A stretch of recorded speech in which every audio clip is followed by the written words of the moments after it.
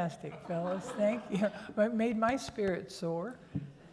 We here at Unity of Bloomington are a heart-centered community seeking spiritual awakening and transforming by deepening our connection with God, self, and others. Now our welcome song is I Claim a Blessing. Please stand. In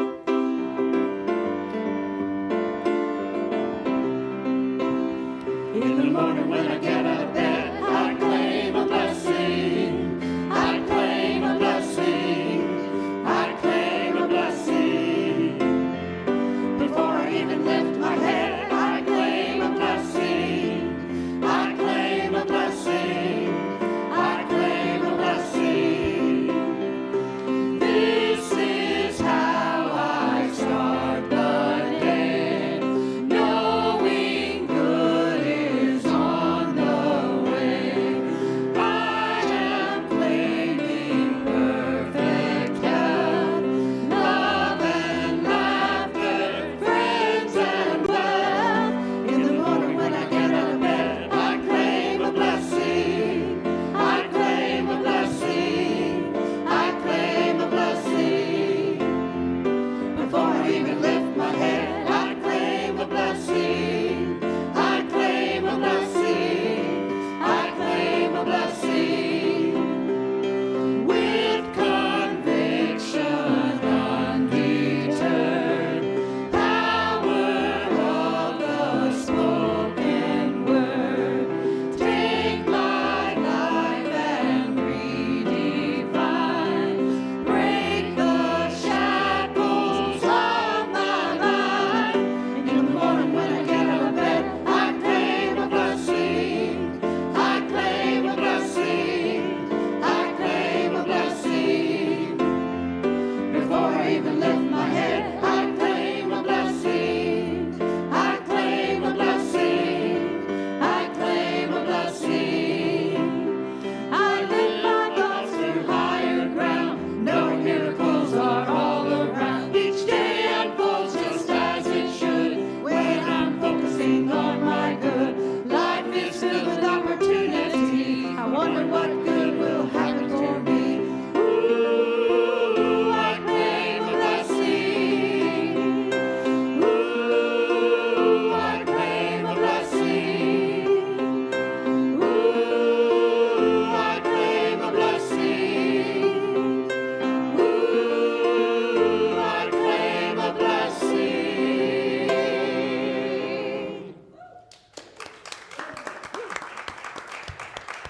What a great way to start the day. And now we're going to greet our neighbors with a handshake or a hug, whatever seems best.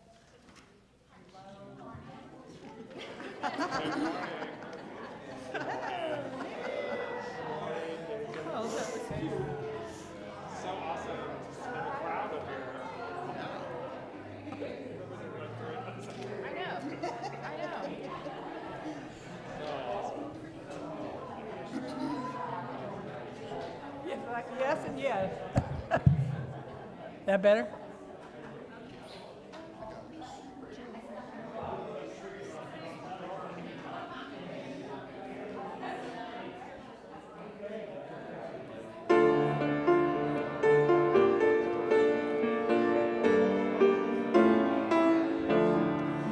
These are the gifts of the goddess, love, joy, and peace. The gifts of the goddess, are you ready to receive? All the gifts of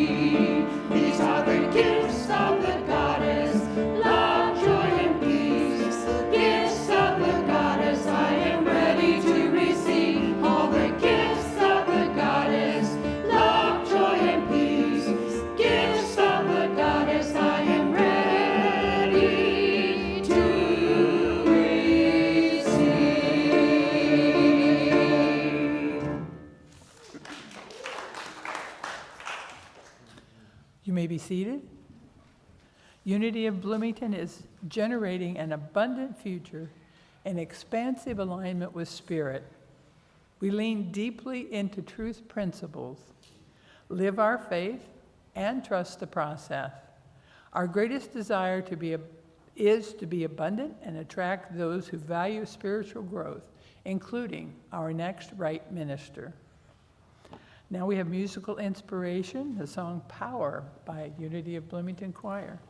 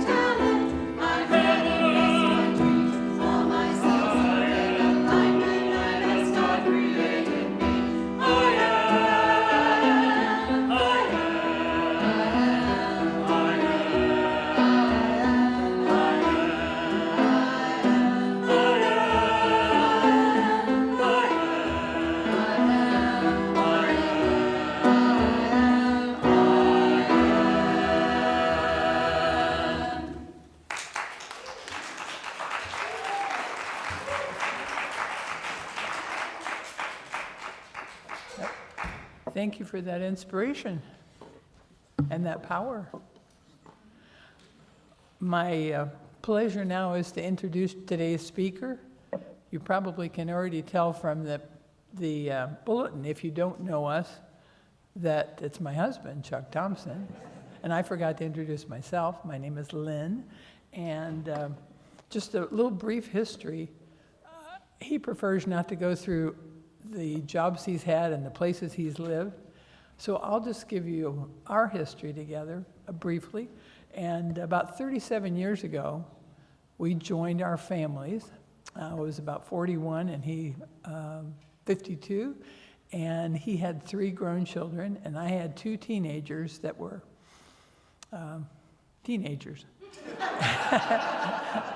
in the full, it just says it all right there. We were living in Indianapolis for about 6 years. That's where we met. And then we decided to move. He retired early, and I said, I want to live near a lake, please. And so we decided to move to the Point near and on Lake Monroe. And we did so, and have never been sorry. It's just, we love Bloomington. We love where we live. It's all been such a joy. My background is, my father was a Presbyterian minister. So that's my faith history. Chuck found out about Unity when he was about 20 years old. So he introduced me to Unity. And we went to the Unity downtown Indianapolis a few times, but I still didn't really know about Unity really until we moved here. And we went to Unity a few times, and then at some point in time, we started going regularly to the Unity on Dunn Street, 14th and Dunn, and got involved and met like the Lamantias and all sorts of wonderful people, that Ginger Curry and people that we've known ever since we started, and just said, this is a pretty rich community, let's join. I can't give you the exact year we joined, but we moved here in 1993, and it wasn't too long after that. Another interesting thing is, on our journey, my mother moved in with us the last 4 years of her life. And she, of course, being a Presbyterian minister's wife, had her views and her feelings, and her road was straight and clear. She and Chuck had many a discussion about that. And she came to embrace Unity of Bloomington with full open arms. She loved it. And I think the thing she loved about it the very most was the inclusivity. She was just, it was rich, and she embraced it fully. So without further ado, talking about his walk to Unity, Chuck Thompson. Thank you.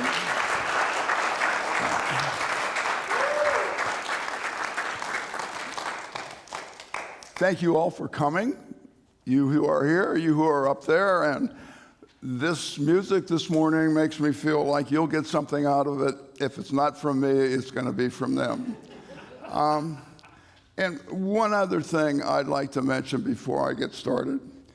Phyllis contacted me about the music, and she wanted to know if I wanted to change it. And I think my answer was, the universe doesn't make any mistakes. It'll be perfect.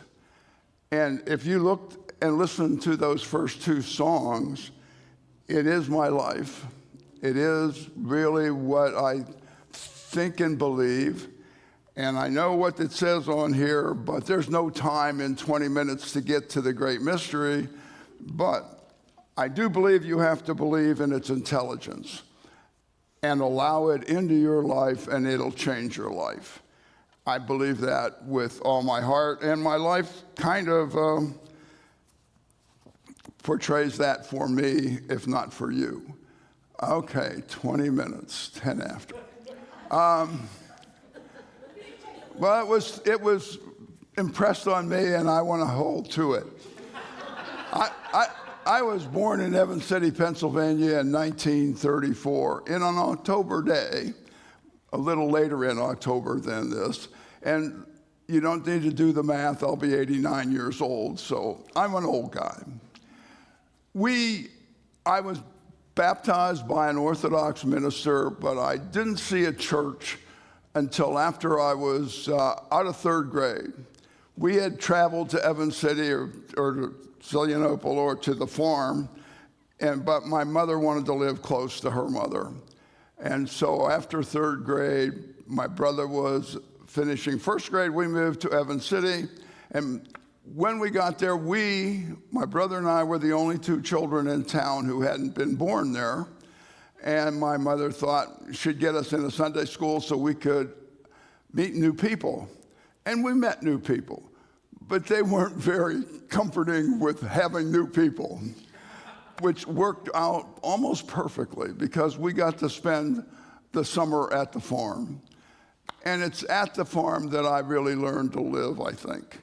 My mother, my grandmother, and my uncle who stayed on the farm to work it, all were these one day at a time people.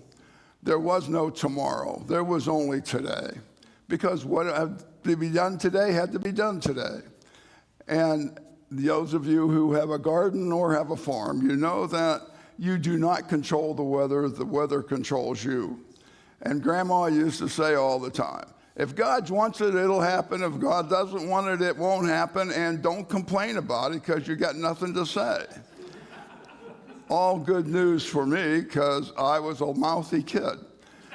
And we grew up knowing that if you want it, you're going to get out there and work for it because it's not going to be handed to you.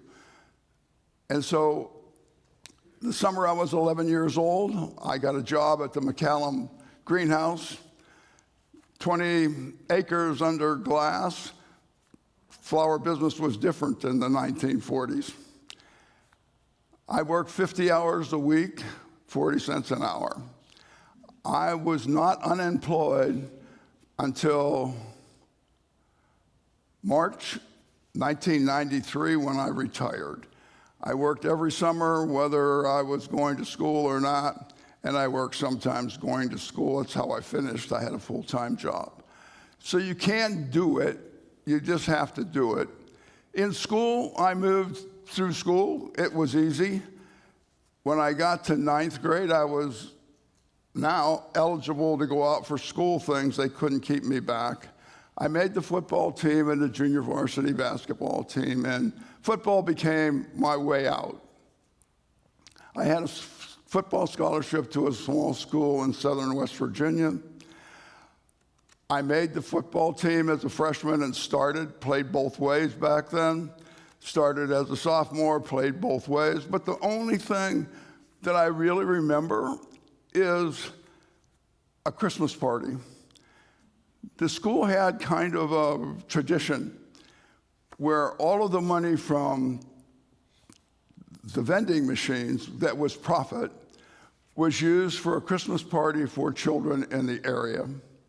And then people donated as well. So being a big guy at the time, I volunteered to go around to these different homes to see if, one, they were allowed to come to the party, two, if they were allowed to come to the party, did they have a route, and third, if they were coming, which size shoes do you have? Believe it or not, the most important thing we could buy them was a pair of shoes. Comes the night of the party, 35 to 50 kids show up. Students had done the wrapping of the paper, of the presents, keeping the names straight. They had put together some games and stuff so the kids could have some fun in the gym. And the school provided hot chocolate, popcorn, and cookies. I can only tell you that when the presents were opened and you saw the joy in those children, the sense of gratitude for a bunch of late teenagers was palpable. I wasn't the only one who had leaking eyes. The place was very, very full of gratefulness for what we had versus the rest of the world. And we went in there thinking we were poor.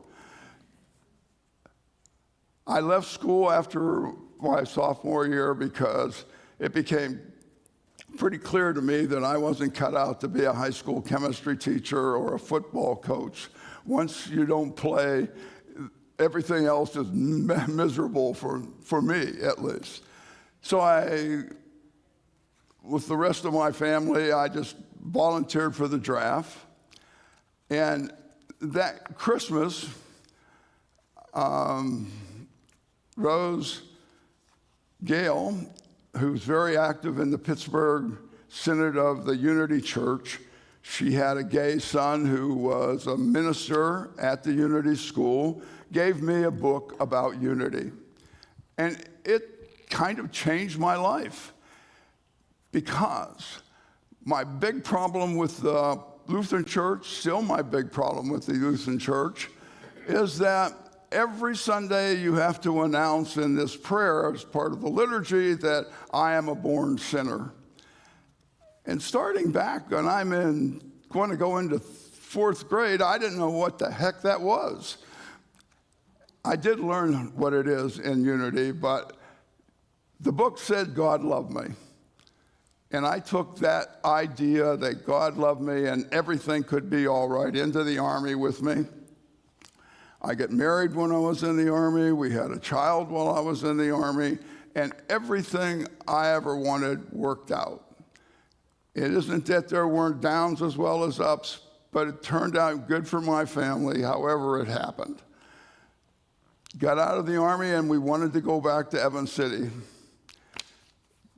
Grandparents were there, and they wanted that baby. Some of you will recognize that pool. Went back and got a job at Calgary Chemical Company, and in the 2 years I spent there, I learned a lot about bomb calorimetry and ultra-low phase transitions and things like that. And it was a one-contract government job, and Evans City is a very small place, and I wanted more. Seems like I spent my life wanting more. So I started sending out resumes, and I was told, you're reaching too far. You don't have a degree. Why do you think that the Dow Chemical Company would hire you? I don't know why they would hire me, but I'm not going to not ask. So I sent them a resume, and I got invited to an interview. I went to the interview. It was an all-day interview. Some people thought not having a degree was a problem, but the Dow Chemical Company Thermal Lab offered me a job at the salary for a starting chemist that year, and I took it. Now I needed a house, place to rent. I found a house. I called the guy. He wanted to see who I was, and I went to his house, and we talked a little while, and then he said, I have to tell you, I promised the house already, but I don't think he's going to show up, and if he doesn't show up by 5 o'clock, you can have the house. And since you're an old farm boy, have you ever hunted? I say, since I was 12 years old. And he says, well, I have some property outside of town, and I'm going to go pheasant hunting for a couple of hours. Would you like to come along? So I said, sure. Jumped in the car. We went out to his farmland, hung my suit coat on a fence post, put my tie on it, and tromped the fields for 2 hours. He got a pheasant. I got sore feet. I wasn't used to doing that in dress shoes. We went back to his house. He looked at drinking coffee. He looked at his watch. He said, it's 5 o'clock. Do you have a check? Yes. So I signed the check, moved into the house, and winter is coming. And Mr. Friedel comes to the house and says, you know, this house should have had a garage. I have a deal for you. I will build the garage if you work with me to build the door and hang it. What do you say? I say yes. So he built the garage, he had it built, and then we put together a door and hung it. I didn't know how to do that, so he didn't ask me to do it by myself. And a year later, Mr. Friedel likes my family. He likes my little child.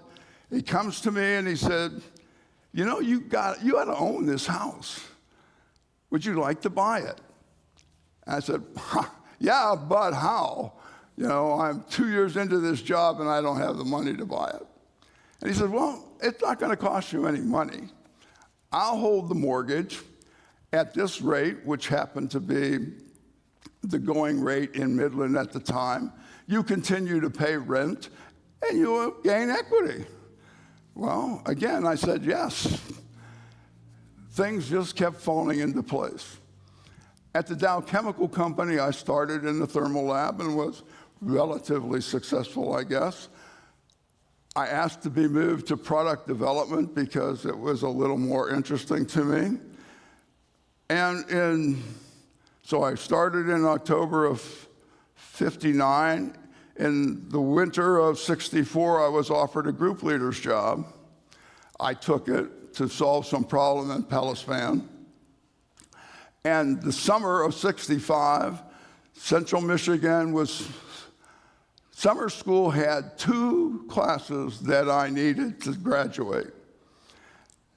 Now, I had to do this surreptitiously, I thought, because I had a couple of degreed persons working for me and 7 technicians, and one of the degreed persons was a PhD, and he would have been sorely upset if he knew I didn't have a degree, I thought. But as God would have it, one class was at 8 o'clock, and on the same day, the second class was at 10 o'clock.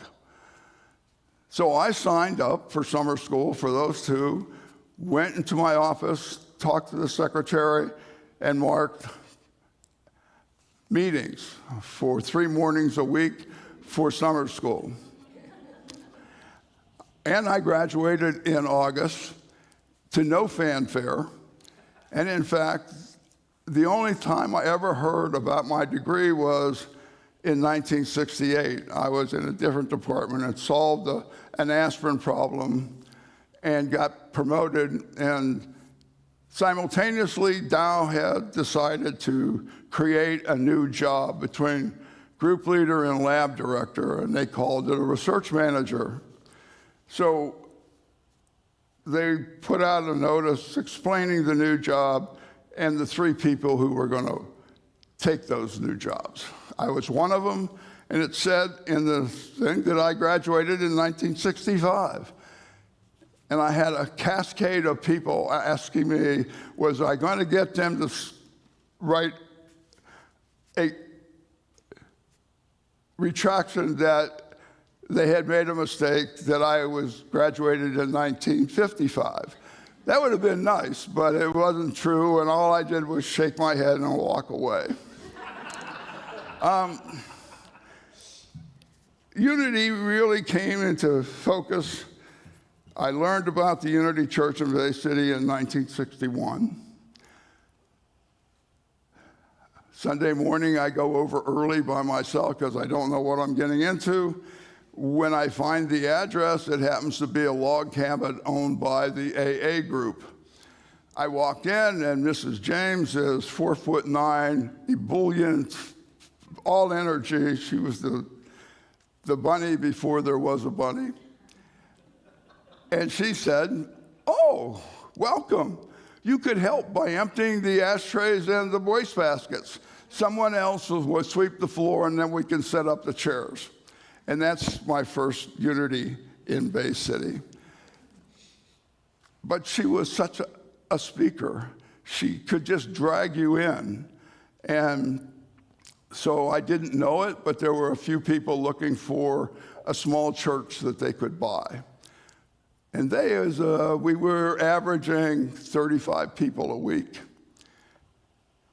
They bought a little synagogue, and 7 years later, as chairman of the board, I paid the last check, and we owned the synagogue.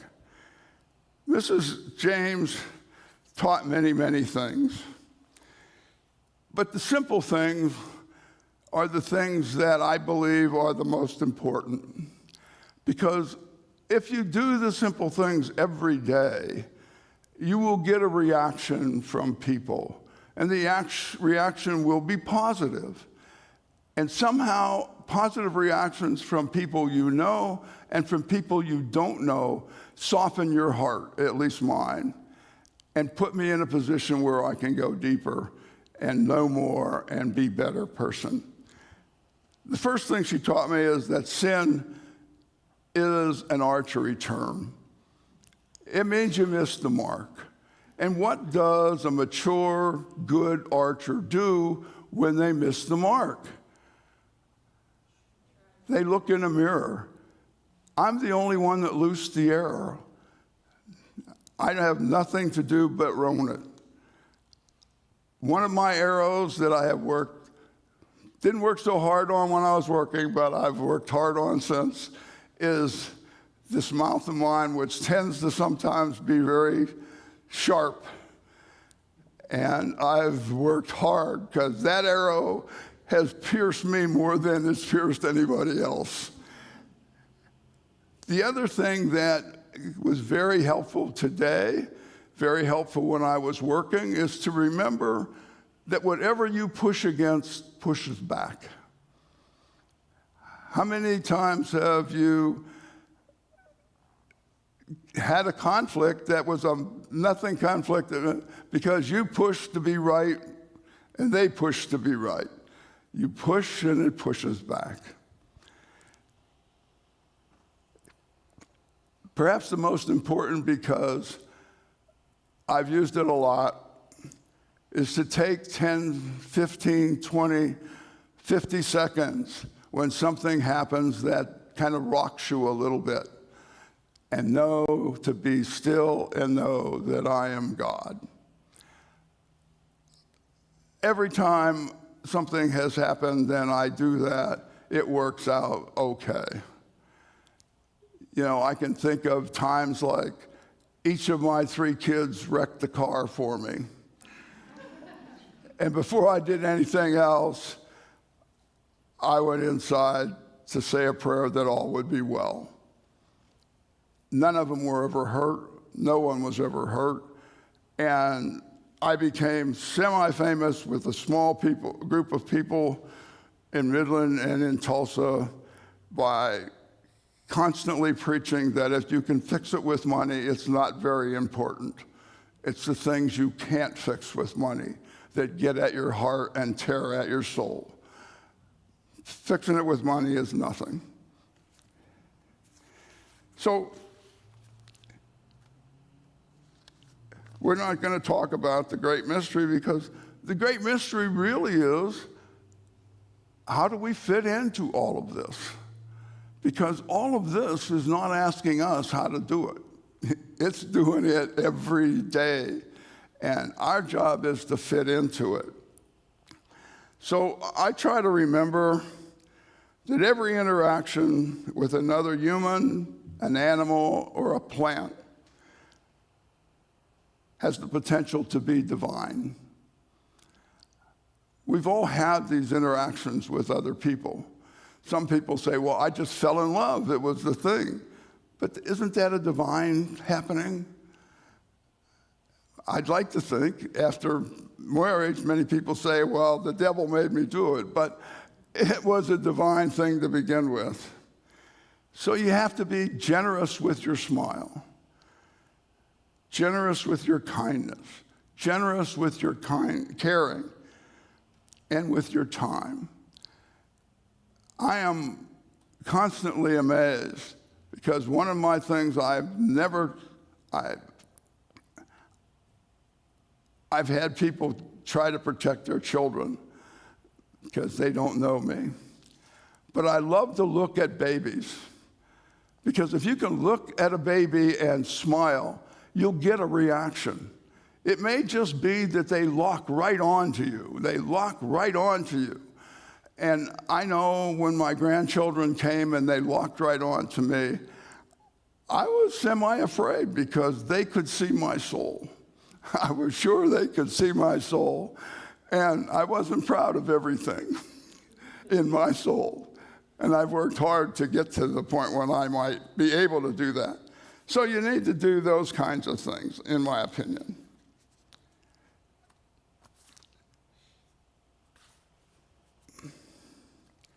I have a couple of quotes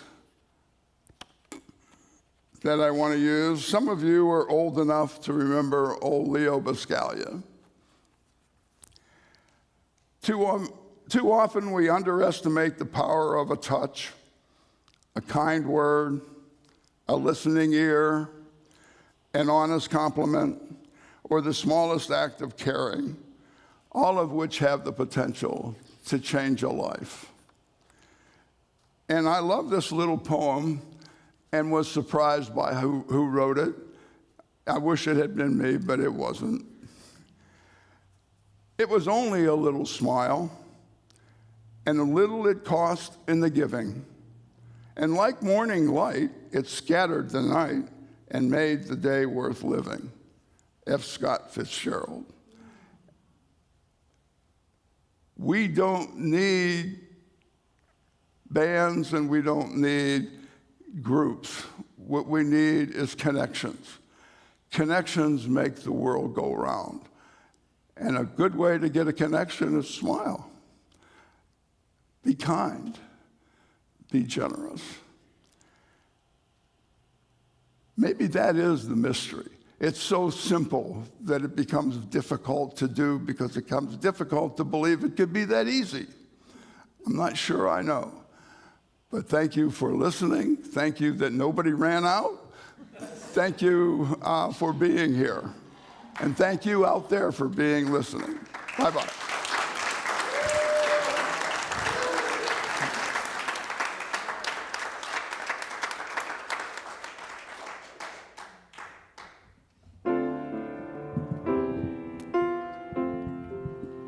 As you believe,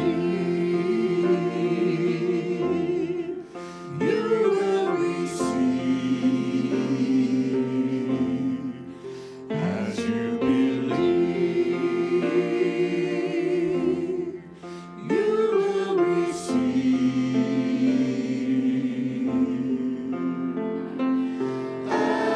As you believe, as you believe,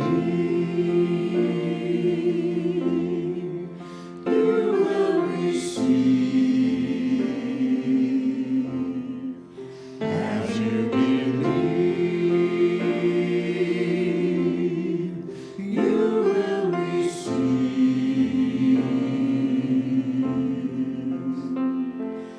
As you believe, as you believe. As we prepare for meditation, I am struck at this second with the idea that I was taught that we only point out other people's faults because we recognize them in ourselves, and that the first thing we need to do is love ourselves. That helps a great deal with loving the others. So as you close your eyes and try shaking your shoulders a little, get your tongue off the roof of your mouth, and let relaxation move down through your trunk and to the feet that you have on the floor, and just let it all drift away.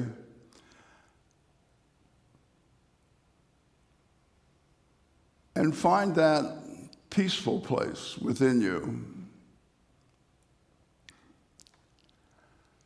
And as you sit in that peaceful place, let a mirror, a nice big mirror, come into view.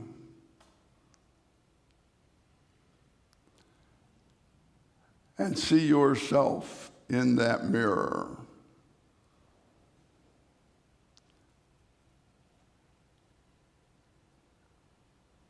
Smile at yourself in that mirror. And begin with, I love you. I love you. I love everything about you. I love everything about you. And I love everything about you just as you are. Just as you are.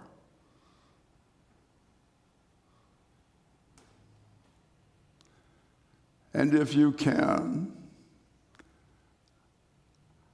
I love myself just as I am. I love myself just as I am. I don't need a facade. I am enough. I don't need a facade. I am enough. Thank you, thank you, thank you.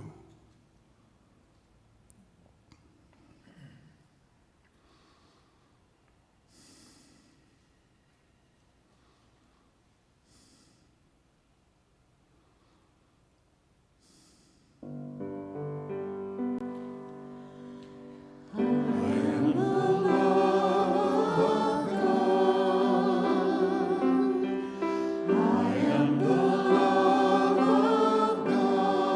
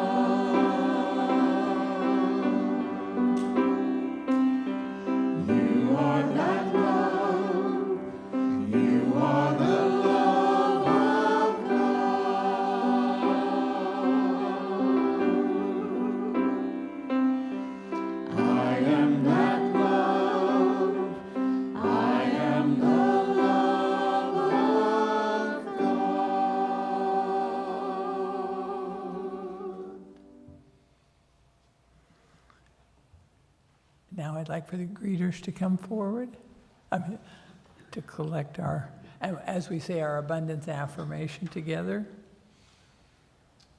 I am an abundant being in an abundant universe. I am not dependent on people or situations for my good. God is the source of my supply. I always have something to give, and I consistently give it. I expect the best, I give my best, and I now attract the best in every experience.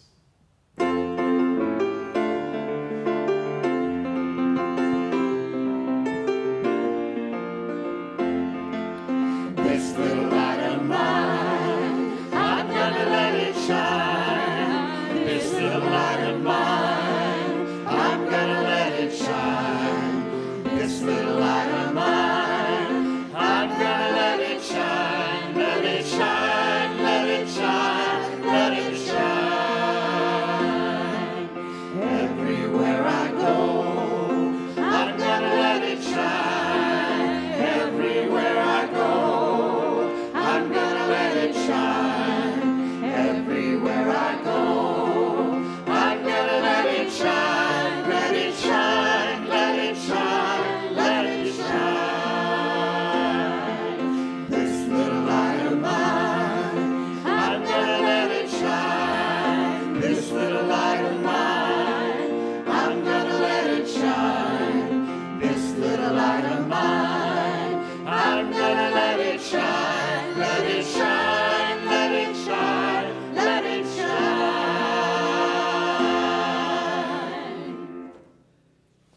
I'll ask the greeters to come back as we affirm our blessing, our offering blessing, and we'll say together, divine love flowing through me blesses and multiplies all that I have, all that I give, and all that I receive. And I am grateful. And so it is. We have several announcements, the most important being about Lynn Carlson's mother, making her transition on the 26th of this month. We have a card to sign as a group. We also have individual cards, and we will see that those cards get to Lynn, so please stop in the foyer on your way out and let her know that you're thinking of her, being with her during this time. October 1st, that would be today, we have a Newcomers Connect meeting from 11:45 to 12:45, if anyone's interested. Something fun on October 4th, I was going to have to miss, but now I'm going to be able to go, called Interplay Workshop. That's done by Mary Ellen May. And if you've never heard of it, it's a most delightful way. I did it on Zoom during the pandemic to move your body, interact with other human beings. It's formless, it's free, it's fun, it's just good, clean fun. So if you have a chance, come try it. And it's going to be once a month.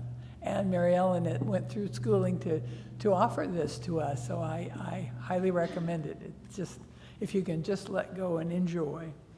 There's a board meeting on the 4th, a Course in Miracles workshop, everything you always wanted to know about A Course in Miracles, but didn't have to read the whole course to find out. Part 2, that sounds appealing, because the Course in Miracles can be a challenge, and I think it's also very helpful. October 15th, the board meeting. Our next speakers are Reverend Karen Williams. She's speaking on the paradox of the historical Jesus and today's Christian nationalist movement.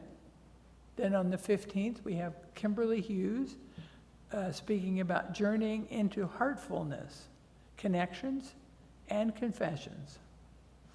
On the 22nd, Kathy Haggerty, A Long and Winding Road, and then the 29th, a Music Sunday, where we'll just be joyful with our sound. Let's all stand together and sing the prayer for protection as we get ready for this. We begin this new week. The light of God surrounds us. The love of God enfolds us.